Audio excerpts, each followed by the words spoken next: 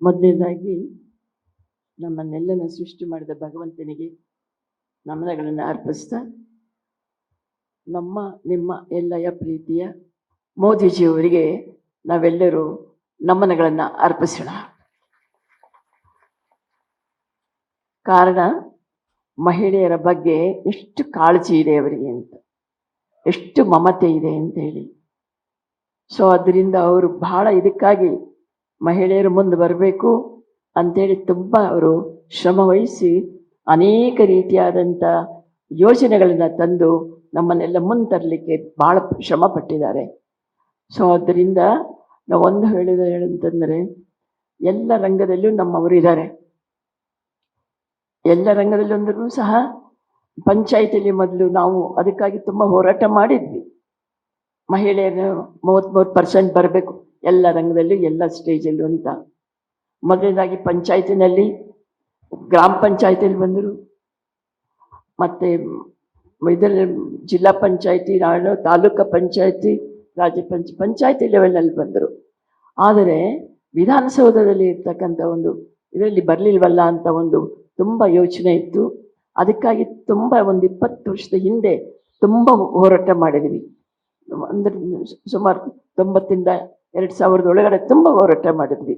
ಬೇಕೇ ಬೇಕು ನಮಗೆ 33% ಕೊಡಿ, ಅದು ಸ್ವಲ್ಪನೇ ಆಯಿತು. 33% 50-50 ಕೇಳೋಣ ಅಂತಂದ್ಬಿಟ್ಟು ಹೇಳ್ತಾ ಇದ್ವಿ.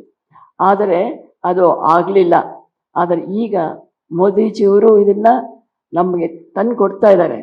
ಸಭೆಯಲ್ಲಿ ಅವರು ಮಂಡಿಸಿ ಅದನ್ನು ತೀರ್ಮಾನ ಮಾಡಿ ನಮಗೆ ಒಂದು ಒಳ್ಳೆ ಸುದ್ದಿಯನ್ನು ಕೊಡ್ತಾ ಇದ್ದಾರಲ್ಲ, ಅವರಿಗೆ ನಾವೆಲ್ಲರೂ ನಮ್ಮೆಲ್ಲ ಮಹಿಳೆಯರ ಪರವಾಗಿ, ಮಹನೀಯರ ಪರವಾಗಿಯೂ ಸಹ ನಾನು ಅನಂತ ಧನ್ಯವಾದವನ್ನು ಅರ್ಪಿಸ್ತಾ ಇದ್ದೇನೆ.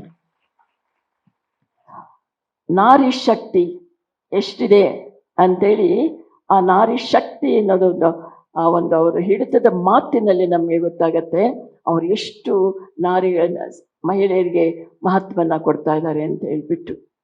ಬೆಳಗ್ಗೆ ಅವ್ರದ್ದು ಒಂದು ವಿಚಾರಗಳು ಬರ್ತಾ ಇತ್ತು.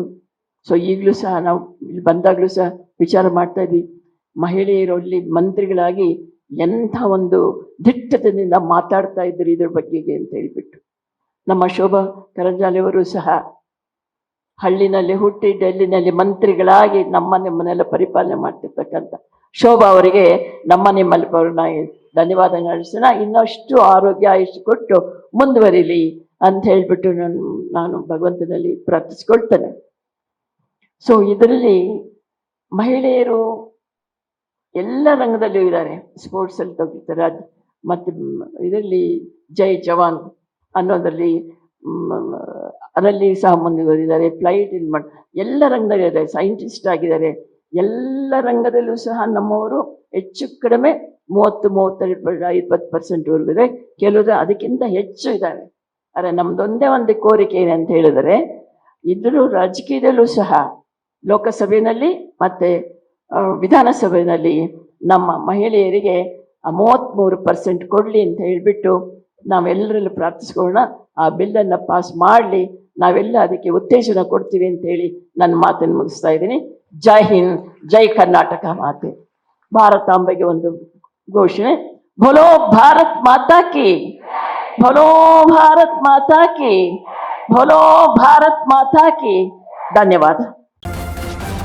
ನ್ಯೂಸ್ ಫಸ್ಟ್, ನಿರ್ಭೀತಿಯಿಂದ ನಿಮ್ಮ ಪರವಾಗಿ.